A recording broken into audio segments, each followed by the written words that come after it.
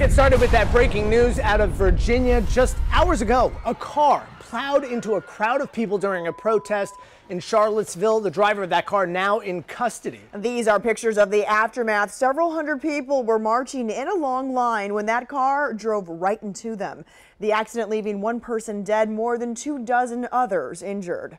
We have so many incredible things happening in our country. So when I watch Charlottesville, to me, it's very, very sad. Well, the president addressing the violence this afternoon, and the governor of Virginia has declared a state of emergency. This all started when a white nationalist rally was held to protest Virginia's decision to remove a statue of Confederate General Robert E. Lee from a city park. The usually quiet college town of Charlottesville, Virginia, turned into chaos. The protesters upset over the city's decision to remove a statue of Confederate General Robert E. Lee from a downtown park, when suddenly a car barreling down the street, ramming into counter-protesters, running them over.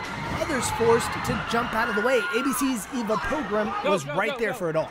You could see people laid out on the street, paramedics working on them, people wrapping up their legs. Charlottesville Mayor Michael Steiner saying in a statement, quote, "I am heartbroken that a life has been lost here. I urge all people of goodwill, go home."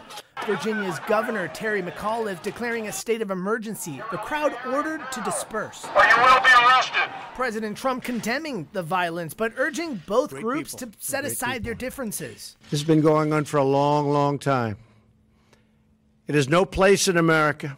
What is vital now is a swift restoration of law and order and the protection of innocent lives. You will not replace us. Today's rally after a Friday night march by white nationalists resulted in brawls with protesters countering the event. Political reaction to today's violence is coming from both sides of the aisle here. Vice President Mike Pence, he tweeted, "As President Trump said, we have to come together as Americans with love for our nation and true affection for each other."